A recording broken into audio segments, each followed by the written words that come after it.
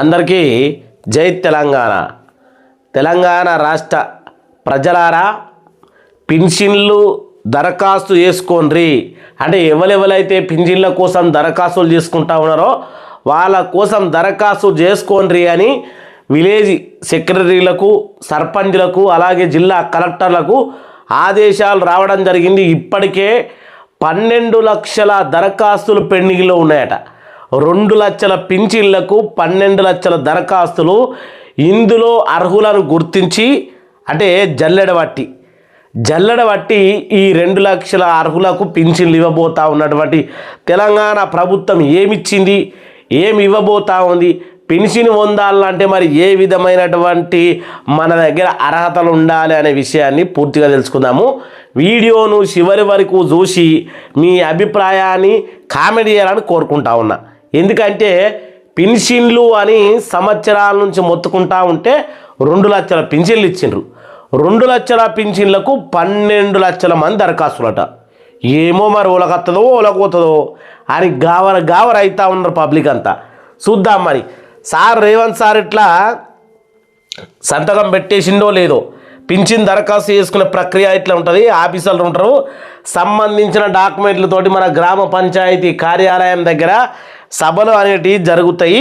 కాబట్టి మీకు సంబంధించిన దివ్యాంగులు, వృద్ధులు, ఒంటరి మహిళలు, బీడీ కార్మికులు, చేనేత, అలాగే మనకు సంబంధించినటువంటి కళ్ళు గీత కార్మికులు, ఇట్లా అన్నీ ఏవేవైతే పెన్షన్లు ఉన్నాయో అవన్నిటి గురించి ఇప్పుడు మాట్లాడుకోబోతా ఉన్నాం. వీడియోను డబ్బులు కూడా మంజూరు చేశారు కొత్త పింఛన్ల కోసం.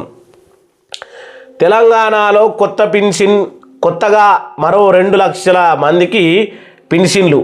బడ్జెట్లో 233 కోట్లు మంజూరు. ఏవైతే ఇప్పుడు కొత్తగా 2 లక్షల పెన్షన్లు ఇస్తూ ఉన్నారో వాళ్ళకు 233 కోట్లు ఆల్రెడీ కేటాయించి ముల్లి కట్టి సర్ది పెట్టిండ్లు. దాన్ని మనం ఇప్పుకొని తినడే అంటే దరఖాస్తు చేసుకోవాలి, మనం వెరిఫికేషన్ కావాలి, పెన్షనీలు లిస్టులో పేరు రావాలి, పెన్షనీ మన జేబులో పడాలి. గింతే అయిపోయి, బాగేం లేదు కథ. ఇక దీని గురించి తెలంగాణలో కొత్త పింఛన్ల కోసం ఎదురు చూస్తున్న వారికి రాష్ట్ర ప్రభుత్వం త్వరలోనే శుభవార్త చెప్పనుంది. పెన్షన్ల కోసం దరఖాస్తు చేసుకున్న వారిలో అర్హులను గుర్తించే ప్రక్రియ అలాగే రంగం సిద్ధమైంది.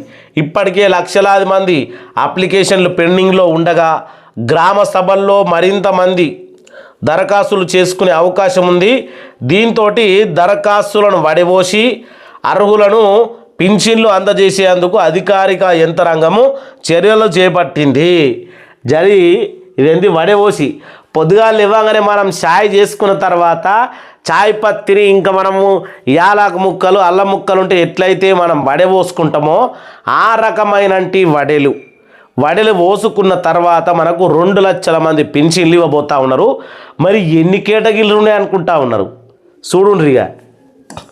233 కోట్లు ఎటుపోతాయో కానీ వీళ్ళందరికీ పెన్షన్లు అందాలంటే తెలంగాణలో చేయుత పథకం కింద కొత్తగా మరిన్ని పింఛన్లు మంజూరు చేసేందుకు రంగం సిద్ధమైంది. కొత్తగా మరో 2 లక్షల మందికి పెన్షన్లు మంజూరు చేయాలని రేవంత్ రెడ్డి సర్కారు నిర్ణయం తీసుకుంది. ఇందుకోసమే ఈ ఏడాది ప్రవేశపెట్టిన బడ్జెట్లో 233 కోట్లను కూడా మంజూరు చేసింది. నూతనంగా మరో 2 లక్షల మందికి పెన్షన్లు ఇచ్చేందుకు రాష్ట్ర ప్రభుత్వం అనుమతి ఇచ్చింది. ఇక ఇప్పటికే లక్షల సంఖ్యలో పింఛన్ల కోసం దరఖాస్తులు రాగా అందులో లబ్ధిదారుల ఎంపిక కోసం త్వరలోనే పంచాయతీరాజ్ గ్రామ అభివృద్ధి శాఖ అధికారులు వడబోత కార్యక్రమాన్ని చేపట్టనున్నారు. ఈ వడబోత కార్యక్రమం ఏంద్రా నాయన, మొత్తానికి అర్హులకు ఇవ్వాలి కానీ వడబోత పోయి ఏ బోత అవుతుందో చూద్దాం. ఎందుకంటే పింఛన్లు ఇవ్వాలంటే వడబోత కావాలా వీళ్ళకు. ఇక్కడ వచ్చినాయి ఇగో ఎన్ని రకాల పెన్షన్లు అనేది ఉన్నాయి. అసలు ఈడికెళ్ళి చూద్దాం. మరి తెలంగాణలో ప్రస్తుతము 42.23 లక్షల మందికి వివిధ కేటగిరీల్లో ప్రతి నెల పెన్షన్లు అందుకుంటా ఉన్నారు. అయితే కొత్తగా మరో 2 లక్షల మందికి పెన్షన్లు ఇవ్వాలని రాష్ట్ర ప్రభుత్వం నిర్ణయించింది. దీనిలో భాగంగానే 2026-27 ఆర్థిక బడ్జెట్లో 233 కోట్లను మంజూరు చేసింది. ప్రస్తుతము రాష్ట్రంలో వృద్ధులు, వితంతువులు, ఒంటరి మహిళలు, కళ్ళు గీత కార్మికులు, చేనేత కార్మికులు, హెచ్ఐవి బాధితులు, బోధకాల బాధితులు నెలకు ఇలా మరి బీడీల పింఛను లేరి బీడీల పింఛను లేరి, ఇంకా రకరకాల సంబంధించినటువంటి హెచ్ఐవి ఎయిడ్స్ బాధితులు లేరి, కండల వ్యాధితో బాధపడుతున్న వారి, దివ్యాంగులేరి ఎవరికి ఇవ్వబోతా ఉన్నారు పింఛన్లు? అడుగుతేనేమో బస్టు, అడగకపోతేనేమో మనకు ముష్టి అయిపోతూ ఉన్నది. ఎందుకంటే మనం తినలేకపోతా ఉన్నాం. ఏరి మరి ఇక అందిస్తూ ఉన్నాం. ఇక దివ్యాంగులకు నెలకు 4016 2016 చొప్పున వీళ్ళకి అంతా ఉన్నాయి. దివ్యాంగులకు 4016 చొప్పున అందిస్తూ ఉన్నారట. ఇప్పుడు ఈ 4 చేస్తారు, 4 చేస్తారు అన్నట్టు. ఇక చూడురి, ఇక గత 3 ఏళ్ళుగా బోధకాలు బాధిస్తున్నటువంటి, అలాగే డయాలసిస్ బాధితులు తప్ప కొత్తగా ఎవరికి పింఛన్లు మంజూరు చేసేది లేదు. గింతే ఇక. మరి ఇలా బీడీ కార్మికులకు మాత్రం లేదు. అంటే బీడీ కార్మికులకు ఇయ్యరా? ఆల్రెడీ మన వీడియోలు చూస్తున్నటువంటి అక్కా చెల్లెలు తెలంగాణ రాష్ట్ర వ్యాప్తంగా వాళ్ళ బాధలను కామెంట్ రూపంలో తెలియజేస్తూ ఉన్నారు.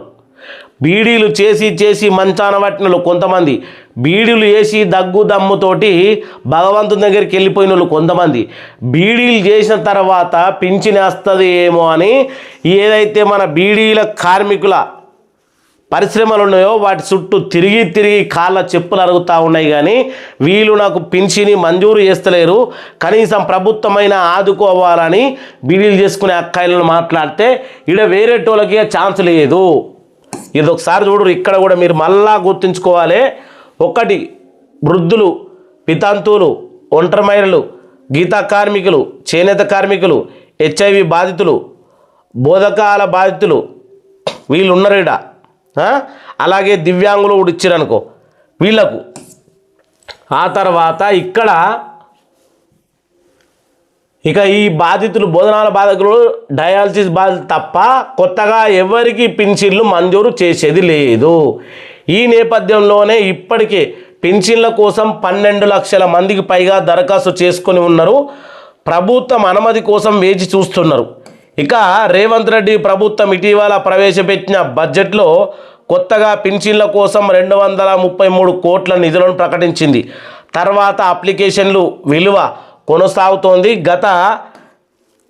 గత నెల 20 తేదీ నుంచి ప్రజావాణి సహా ఇతర కార్యక్రమాల్లో అర్హులైన వారు దరఖాస్తులు చేసుకుంటున్నారు. పోయిన 20 తారీఖు నుంచి మొదలుపెట్టినట్టు ఆల్రెడీ ప్రజావాణి అంటే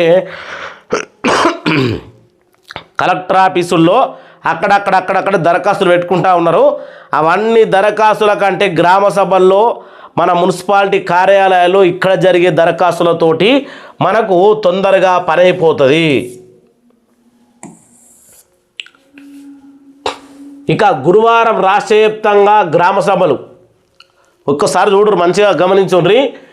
రాష్ట్ర వ్యాప్తంగా గురువారం గ్రామ సభలు నిర్వహించాలని ఇప్పటికే రాష్ట్ర ప్రభుత్వం ఆదేశాలు జారీ చేయడంతో గ్రామాల్లో ఏర్పాట్లు కూడా జరిగినాయి.